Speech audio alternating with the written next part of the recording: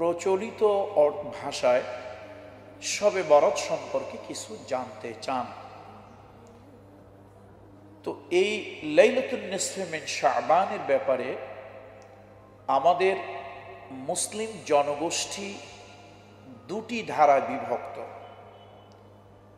একটি ধারার মতে লাইলাতুন নিসফে মিন শাবান বলে আদৌ ইসলামী শরিয়াতে কিছুই নাই, বা শবে বরাত বলে ইসলামী শরিয়াতে কিছুই নাই, বা এর কোনো আমল নাই। আর আরেক শ্রেণীর লোক তারা মনে করেন এই লাইলাতুন নিসফে মিন শাবান বা তাদের ভাষায় শবে বরাত অত্যন্ত গুরুত্বপূর্ণ একটি রজনী, অত্যন্ত বরকতময় একটি রাত, যেই রাতের মর্যাদা মূল্য কদরের রাতের মতোই বা কাছাকাছি। এখন এই বিষয়ে আমার বা আমাদের দৃষ্টিভঙ্গি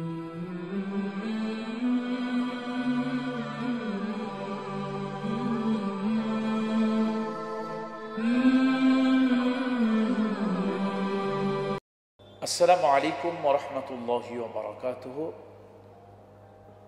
সুপ্রিয় দর্শক শ্রোতা মণ্ডলী, আনসারী অনলাইন টিভির পক্ষ থেকে আপনাদের সকলকে আন্তরিক মোবারকবাদ জানাচ্ছি। সুপ্রিয় দর্শক শ্রোতা, আজকে আপনাদের সামনে কথা বলবো লাইলাতুন নিসফে মিন শাবান বা শবে বরাত সম্পর্কে। অনেক মুরব্বীরা, অনেক ভাই বোন, বন্ধু, শুভাকাঙ্ক্ষীরা আমাদের কাছে লাইলাতুন নিসফে মিন শাবান বা প্রচলিত ভাষায় শবে বরাত সম্পর্কে কিছু জানতে চান। তো এই লাইলাতুন নিসফে মিন শাবানের ব্যাপারে আমাদের মুসলিম জনগোষ্ঠী দুটি ধারায় বিভক্ত। একটি ধারার মতে লাইলাতুন নিসফে মিন শাবান বলে আদৌ ইসলামী শরিয়াতে কিছুই নাই, বা শবে বরাত বলে ইসলামী শরিয়াতে কিছুই নাই, বা এর কোনো আমল নাই। আর আরেক শ্রেণীর লোক তারা মনে করেন এই লাইলাতুন নিসফে মিন শাবান বা তাদের ভাষায় শবে বরাত অত্যন্ত গুরুত্বপূর্ণ একটি রজনী, অত্যন্ত বরকতময় একটি রাত, যেই রাতের মর্যাদা মূল্য কদরের রাতের মতোই বা কাছাকাছি। এখন এই বিষয়ে আমার বা আমাদের দৃষ্টিভঙ্গি কি, শরিয়তের সঠিক বক্তব্য কি? জি সুপ্রিয় দর্শক শ্রোতা, আমরা নিরপেক্ষ দৃষ্টিভঙ্গিতে শরিয়ত লাইলাতুন নিসফে মিন শাবান বা শবে বরাতের ব্যাপারে ইসলামী শরিয়ত যা বলেছে বা ইসলামী শরিয়তের ধ্যান ধারণা বক্তব্য যেটা, আমরা সেটা আপনাদের সামনে তুলে ধরবো ইনশাআল্লাহ। প্রথমত, যেই সকল ভাই বোন বন্ধুরা বা যেই সকল ইসলাম পালনকারী লালনকারী মুসলমানেরা এই লাইলাতুন নিসফে মিন শাবান বা শবে বরাতকে খুব বেশি গুরুত্ব দেন, তাদের বক্তব্য হলো যে এই লাইলাতুন নিসফে মিন শাবান এটি এত বরকতময় রজনী যে আল্লাহ তাআলা সর্বপ্রথম এই রাত্রে কোরআন অবতীর্ণ করেন। ইন্না আনজালনাহু ফি লাইলাতিন মুবারাকা, এই যে আয়াত, এই আয়াতের মাধ্যমে আল্লাহ তাআলা বলেছেন বা আল্লাহ তাআলা বোঝাতে চেয়েছেন যে লৌহে মাহফুজ থেকে কোরআনুল কারীম রূহুল আমিন জিবরাইলের মাধ্যমে প্রথম আসমানে অবতীর্ণ করা হয় এই বরাতের রাত্রে বা লাইলাতুন নিসফে মিন শাবান, শাবান মাসের 15 তারিখের রাতে।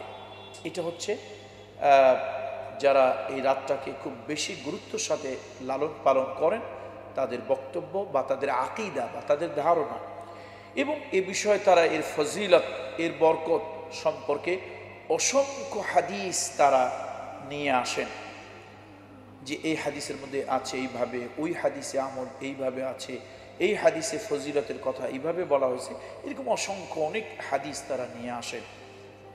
পক্ষান্তরে যারা বলেন যে লাইলাতুন নিসফে মিন শাবান বা শবে বরাত বলে ইসলামী শরিয়াতে কোনো আমল নেই, কোনো কিছুই নেই।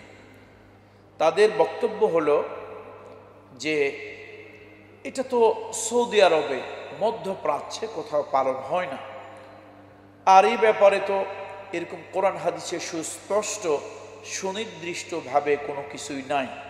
সুতরাং লাইলাতুন নিসফে মিন শাবান বা শবে বরাত এটা হচ্ছে একটা বেদাত কার্যক্রম এবং এর আদৌ কোনো ইসলামী শরিয়াতে ভিত্তি নাই। এখন নিরপেক্ষ দৃষ্টিতে অনেকে জানতে চান যে আসলে আমরা কোন দিকে যাব। দেখুন, আমি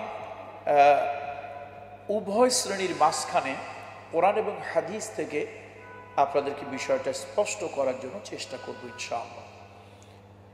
কোরআনুল কারীম যে কোনো ভালো আমলের ক্ষেত্রে আমাদেরকে উৎসাহ দিয়েছেন।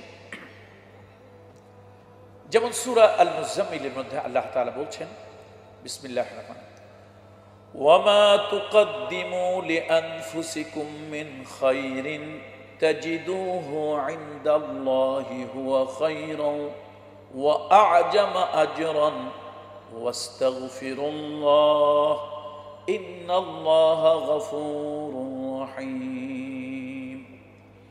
তুমি যদি তোমার জন্য কোনো নেক আমল, ভালো আমল তুমি যদি অগ্রে প্রেরণ করো, অবশ্যই সেটা তুমি আল্লাহ তাআলার কাছে পাবে।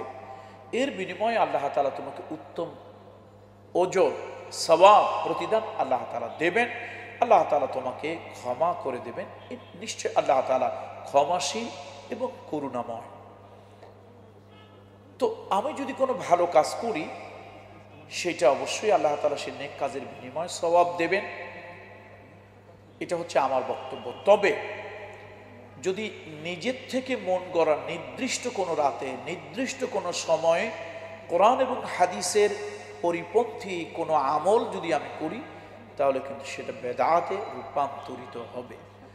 সুতরাং লাইলাতুন নিসফে মিন শাবান সহ যে কোনো রাতের শেষ ভাগে অথবা জুমার রাতে আমরা যদি কোনো ইবাদত বন্দেগী করি, আল্লাহ তাআলা সে আমল তো আমাদের আমল নামায় সেই সওয়াবগুলি লিখবেন এবং এর প্রতিদান জাযা আল্লাহ তাআলা দিবেন।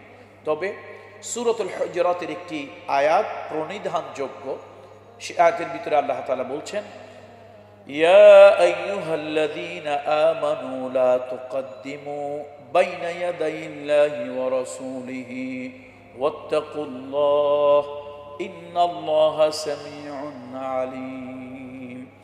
ওহে বিশ্বাসীরা, লা তুকদ্দিমু, তোমরা অগ্রণী হইও না, আগ বাড়িয়ে যেও না, বাইনা ইয়াদাইল্লাহি ওয়া রাসূলিহি, আল্লাহ এবং তার রাসূলের সামনে, ওয়াত্তাকুল্লাহ, বরং এই যে নিজের থেকে আগ বাড়িয়ে যাওয়া আল্লাহ এবং রাসূলুল্লাহর সামনে, অর্থাৎ শরীয়তের সামনে নিজের থেকে আগ বাড়িয়ে যাওয়া, এই কাজটার ক্ষেত্রে তোমরা ওয়াত্তাকুল্লাহ, আল্লাহকে ভয় করো, ইন্নাল্লাহা সামিউন আলীম, নিশ্চয় আল্লাহ তাআলা সব কিছু শোনেন এবং আল্লাহ তাআলা সব কিছু দেখেন। তো আমরা আল্লাহ তাআলার কোরআন, রাসূলুল্লাহ সাল্লাল্লাহু আলাইহি ওয়াসাল্লামের হাদিস, এই কোরআন এবং হাদিসের সুনির্দিষ্টভাবে যেখানে যে আমলগুলোর কথা বলা হয়েছে, সেই আমলগুলো সেভাবেই আমরা করব। নিজের থেকে আবেগে মন গড়া এমন কিছু আমরা করলাম যেটা এই আয়াতের বক্তব্যের সাথে মিলে যাবে, অর্থাৎ আমরা যেন আগ বাড়িয়ে আল্লাহ এবং আল্লাহ রসুলের সামনে আগ বাড়িয়ে নিজের থেকে কিছু করলাম, এমনটি হয়ে যাবে। সুতরাং নিজের থেকে কোনো আমল তৈরি করে নেওয়া, নিজের থেকে কোনো আমল বানিয়ে নেওয়া, আবেগের কারণে কোনো আমল করা, এটা হচ্ছে বেদাত। আর বেদাতটা অবশ্যই অগ্রহণযোগ্য। আল্লাহ তাআলা বেদাত কখনো গ্রহণ করেন না। সুপ্রিয় দর্শক শ্রোতা, লাইলাতুন মিন নিসফে শাবান, এই রজনী অবশ্যই একটি গুরুত্বপূর্ণ রজনী। এটা আমি অবশ্যই গুরুত্বপূর্ণ কেন বললাম?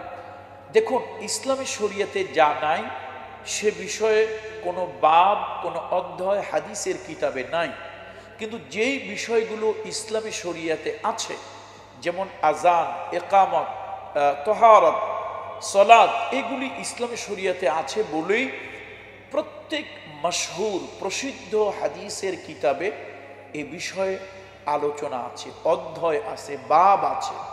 সুতরাং লাইলাতুন নিসফে মিন শাবান বলে যদি কোনো কিছুই ইসলামী শরিয়াতে না থাকতো, মুসলমানদের ধর্মে কিছুই যদি না থাকতো, তাহলে অনেক প্রসিদ্ধ হাদিসের কিতাবে এ ব্যাপারে কোনো অধ্যায় বা কোনো বাব সৃষ্টি করা হতো না।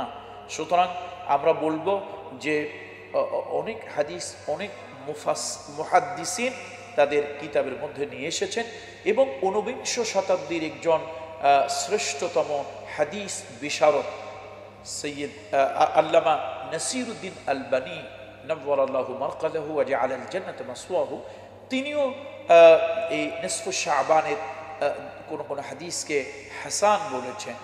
তো এবং অন্যান্য ওলামায়ে কেরামরা এগুলোকে হাসান, সহিহ বলেছেন, কেউ যঈফ বলেছেন। তো আমলের ক্ষেত্রে, নেক আমলের ক্ষেত্রে, নফল ইবাদতের ক্ষেত্রে যঈফ গ্রহণ করা যায়, কিন্তু শরীয়ত সাবিতের ক্ষেত্রে কোনো কিছু হালাল অথবা কোনো কিছু হারাম, এই হালাল অথবা হারাম অথবা নতুন করে কোনো ইবাদত চালুর ক্ষেত্রে অবশ্যই আপনাকে সহিহ হাদিস লাগবে, সহিহ বর্ণনা লাগবে। সেই ক্ষেত্রে শরীয়ত হালাল হারাম সাবিতের ক্ষেত্রে কোনো দুর্বল যঈফ এরকম কোনো হাদিস গ্রহণযোগ্য নয়। ফজিলতের ক্ষেত্রে কেউ কেউ বলেছেন যে যঈফ হাদিস আমরা গ্রহণ করতে পারি এই ক্ষেত্রে যে যেহেতু যঈফ হলেও তো সেটা হাদিস, আর যদি ওই সওয়াবটা ওই পরিমাণে না হয় তারপরে তো ক্ষতি হবে না।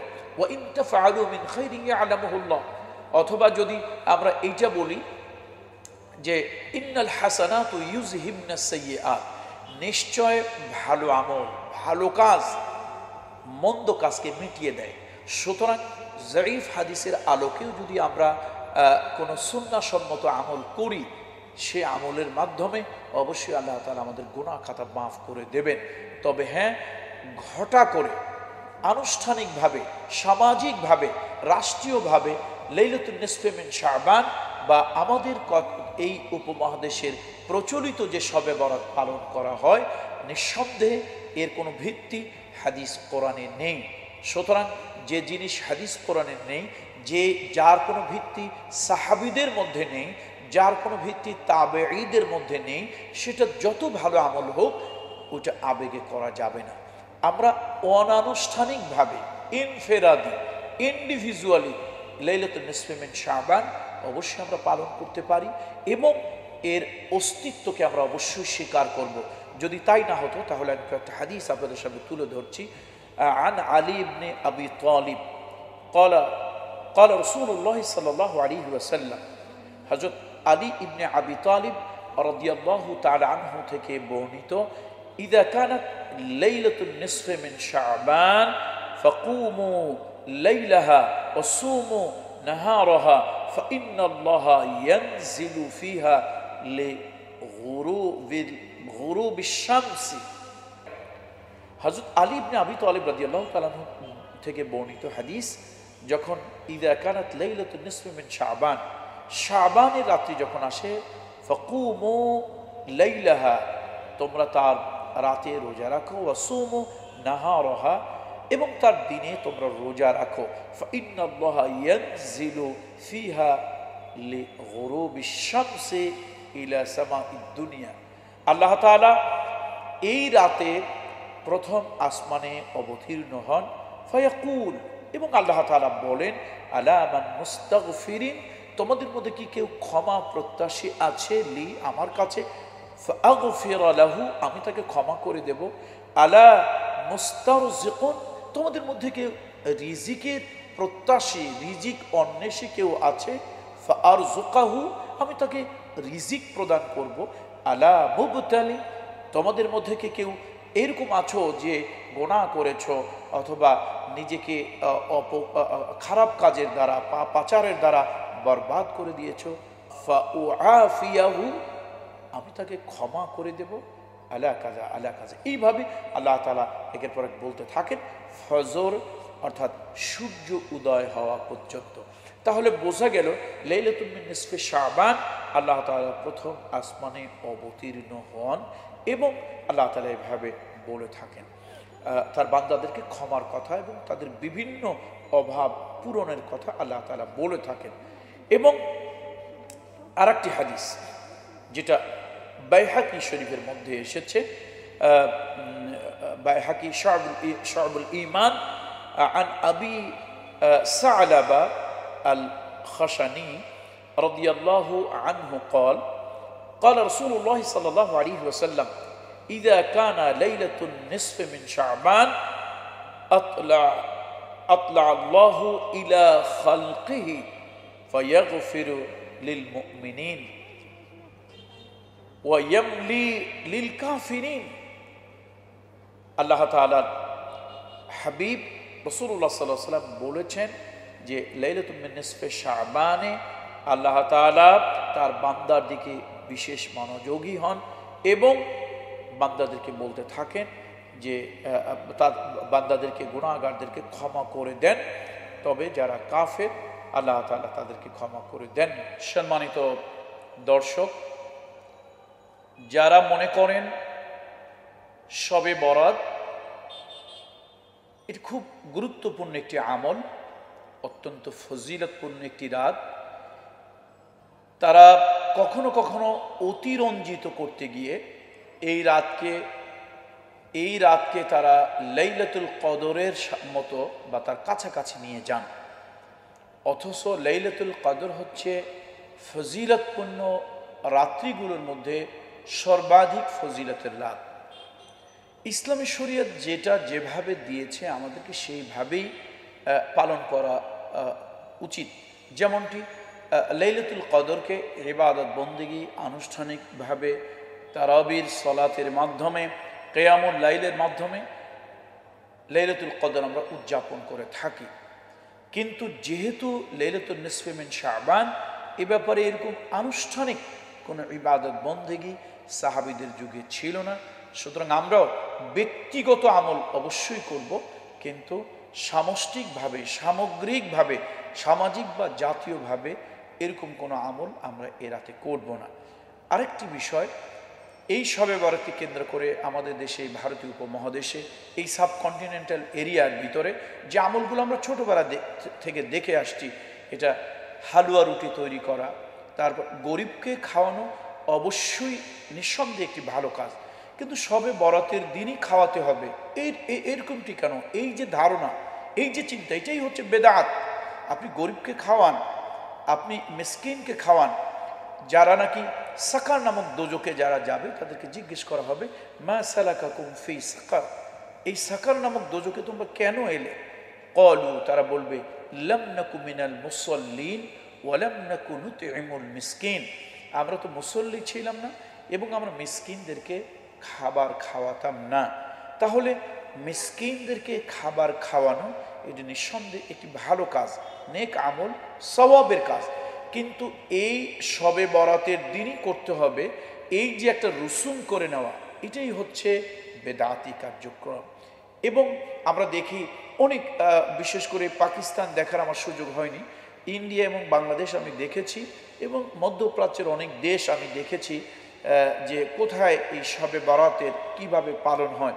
অনেক জায়গায় দেখেছি সারা রাত কিছু লোকেরা আছে রাস্তায় চলাচল করেন, এই কবরস্থান থেকে ওই কবরস্থানে, মানে সারা রাত তাদের কবরস্থান জিয়ারত করাটাই যেন একটা মূল কাজ। আচ্ছা, এরপরে মহিলারা সারা দিন এই হালুয়া রুটি তৈরি করে দেখা যায় রাত্রে ক্লান্ত স্নান্ত হয়ে তারা ঘুমিয়ে পড়েছেন। পুরুষরা যারা আছেন কেউ কেউ হয়তো সারা রাত জেগে মসজিদে এরকম ইবাদত বন্দেগী সম্মিলিতভাবে করছেন, বিভিন্ন ধরনের খাদ্য খাবারের আয়োজন তারা করছেন। এই যে কাজগুলি করছেন, আবেগে করছেন, ভালো মনে করে করছেন, কিন্তু যেই পদ্ধতি ইসলাম বর্ণনা করেনি সেই পদ্ধতিতে করা কি আমাদের জন্য উচিত হবে না। আবার লাইলাতুন নিসফে মিন শাবান এ ব্যাপারে যারা বিরূপ মন্তব্য করেন, অর্থাৎ এইটাকে যারা একেবারেই উড়িয়ে দিতে চান, তারা কোনোভাবেই এই লাইলাতুন নিসফে মিন শাবানের কোনো আমলই তারা করেন না, করতে চান না। হ্যাঁ, আমল করলে তো গোনা নাই, একাকি আমি যদি কোরআন তেলাওয়াত করি, দীর্ঘ রুকু সিজদা দিয়ে তাহাজ্জুদের সালাত যদি ঘরে আদায় করি, আল্লাহ তাআলার কাছে যদি কান্নাকাটি করি, এমনিতে তো সহিহ হাদিসের মধ্যে এসেছে যে শেষ রাত্রে আল্লাহ তাআলা তার বান্দাদেরকে ক্ষমা করে দেন, ডাকতে থাকেন যে কে আছো, কার রিজিকের প্রয়োজন আমি রিজিক দিয়ে দেব, কার গোনা আছে আমি মাফ করে দেব, কে অসুস্থ আছো আমাকে আমার কাছে বলো আমি সুস্থ করে দেব, কার কোন ধরনের বিপদ আপদ বালা মুসিবত আছে সেগুলো আমাকে বলো, আমি আল্লাহ তাআলা বিপদ আপদ বালা মুসিবত দূর করে দেব। তাহলে যেহেতু আল্লাহ তাআলা বিশেষ সকল শেষ রাতেই বান্দাকে ক্ষমা করে দেন, আমিও যদি লাইলাতুন নিসফে মিন শাবানে যদি ব্যক্তিগতভাবে আল্লাহ তাআলার কাছে কান্নাকাটি করি, তাহলে কেন আল্লাহ তাআলা আমাকে ক্ষমা করবে না? আর কেউ কেউ এই শবে বরাতকে কেন্দ্র করে রোজা রাখেন, আমি বলবো যে রাসূলুল্লাহ সাল্লাল্লাহু আলাইহি ওয়াসাল্লাম প্রতি বৃহস্পতিবার সোমবার রাসূল সাল্লাল্লাহু আলাইহি ওয়াসাল্লাম রোজা রেখেছেন। এরপরে প্রত্যেক মাসের বেজোড়ে যেমন 13, 14, 15 রাসূল সাল্লাল্লাহু আলাইহি ওয়াসাল্লাম রোজা রেখেছেন। এরপর অপর হাদিসের মধ্যে সহিহ হাদিসের বর্ণনা এসেছে রাসূলুল্লাহ সাল্লাল্লাহু আলাইহি ওয়াসাল্লাম শাবান মাসে অধিক পরিমাণে রোজা রাখতেন। এই রোজাটা হচ্ছে তার রমাদানুল মুবারকের প্রস্তুতি। সুতরাং সেই অর্থে যদি আমরা বলি যে রাসূল সাল্লাল্লাহু আলাইহি ওয়াসাল্লাম মাসের মাঝখানে তিনি রোজা সিয়াম পালন করেছেন, তাহলে ওই দৃষ্টিকোণ থেকে আমরা মাসের মাঝখানে সিয়াম পালন করতে পারি। শুধুমাত্র শবে বরাতকে কেন্দ্র করেই আমরা সিয়াম পালন করব এমনটি নয়। আমরা রাসূল সাল্লাল্লাহু আলাইহি ওয়াসাল্লাম অন্য আমল যেভাবে নিয়মিত করেছেন সেই আমলের পর্যায়ে আমরা 13, 14, 15 আমরা সিয়াম পালন করতে পারি। এরপর রাসূল সাল্লাল্লাহু আলাইহি ওয়াসাল্লাম সপ্তাহে বৃহস্পতিবার এবং সোমবার যেরকম সিয়াম পালন করেছেন আমরা সেইভাবে সিয়াম পালন করতে পারি। আর আরেকটি বিষয় হলো যে যদি এই লাইলাতুন নিসফে মিন শাবান এই রাত্রিটা যদি এরকম আনুষ্ঠানিক ইবাদতই বেশি করতে হয়, তাহলে আমার প্রশ্ন হচ্ছে আপনাদের কাছে যে ঈদের রাত্রিও তো অত্যন্ত গুরুত্বপূর্ণ।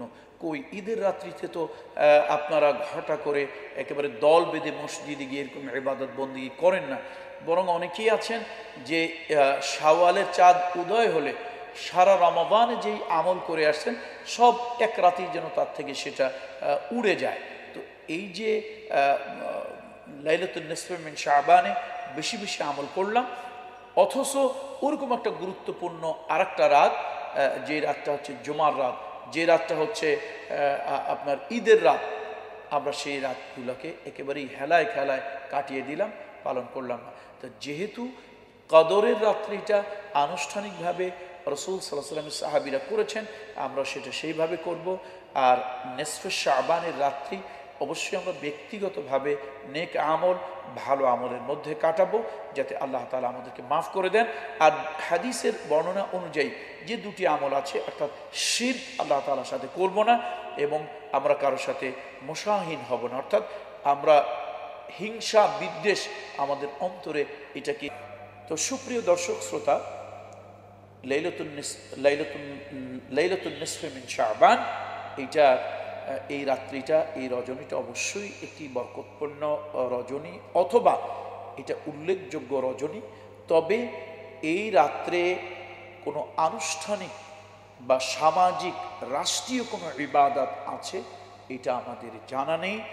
এই রাতের মধ্যে ইন্ডিভিজুয়ালি ইনফেরাদি আমল ঘরে ঘরে হতে পারে, মুসলমানেরা করতে পারে। ভালো আমল নেক আমল করলে অবশ্যই আল্লাহ তাআলা তার জাযা দেবেন। তবে আনুষ্ঠানিকভাবে সামাজিকভাবে সম্মিলিতভাবে যদি আমরা কোনো আমল আবেগে করি, ভালো মনে করে করি, এটা একসময় বেদাতে রূপান্তরিত হবে। সুতরাং আসুন আমরা লাইলাতুন নিসফে মিন শাবানকে অস্বীকার না করি, বরং সম্ভব হলে এই রাত্রে আমরা ব্যক্তিগতভাবে আমল করি এবং আল্লাহ তাআলা আশা করা যায় এ রাতে আমাদেরকে ক্ষমা করে দেবেন। আনুষ্ঠানিক ইবাদত লাইলাতুন নিসফে মিন শাবানের জন্য নেই, এর ব্যাপারে আমি ব্যক্তিগতভাবে মনে করি যে লাইলাতুন নিসফে মিন শাবান বা শাবানের মধ্য রজনীর কোনো আমল যদি অ্যাকচুয়ালি আনুষ্ঠানিক আমল থাকতো, তাহলে মক্কা এবং মদিনায় রাসূলুল্লাহ সাল্লাল্লাহু আলাইহি ওয়াসাল্লামের ইন্তেকালের পরে মুন্তাকিল হয়ে যাওয়ার পরে সাহাবীরা ছিলেন, তাবেঈরা ছিলেন, যুগ যুগ ধরে বংশ পরস্পরায় রাসূলুল্লাহকে দেখেছেন, সাহাবীদেরকে দেখেছেন, তাবেঈদেরকে দেখেছেন, এরকম লোক ওখানে ছিল। সুতরাং নবীজি অথবা যদি সাহাবীরা এরকম কোনো আনুষ্ঠানিক ইবাদত লাইলাতুন নিসফে মিন শাবানে পালন করতেন, তাহলে অবশ্যই মক্কা আল মুকাররমা, মদিনা আল মুনাওয়ারায়, মসজিদে নববী এবং মক্কার হারামে সে আমলগুলো যুগ যুগ ধরে এটা প্রচলিত হয়ে আসতো। সুতরাং যে আমলগুলো সহি আমল, সে আমলগুলো মক্কা এবং মদিনায় যুগ যুগ ধরে হয়ে আসেনি, এ কথা আমরা মানতে পারি না। অনেক ইসলাম বিদ্বেষী এবং মুসলমান নামধারী লোকেরা বলেন যে মক্কা আল মুকাররমা, মদিনা আল মুনাওয়ারা থেকে অনেক আমল রাসূলুল্লাহ সাল্লাল্লাহু আলাইহি ওয়াসাল্লাম এবং সাহাবীদের অনেক আমল বাদ দেওয়া হয়েছে। এটা ভিত্তিহীন কথা, মিথ্যা কথা, বিদ্বেষপূর্ণ কথা, ঔদত্যপূর্ণ কথা। সুতরাং আমাদের এটা বিশ্বাস, রাসূলুল্লাহ সাল্লাল্লাহু আলাইহি ওয়াসাল্লাম যে আমল করেছেন, সাহাবীরা যে আমল করেছেন, সেই আমলগুলো এখনও মক্কা আল মুকাররমা, মদিনা আল মুনাওয়ারায় প্রচলিত আছে। তো যদি লাইলাতুন নিসফে মিন শাবানে সত্যিকার অর্থেই যদি আনুষ্ঠানিক কোনো ইবাদত থাকতো, তাহলে সেখানে থাকতো।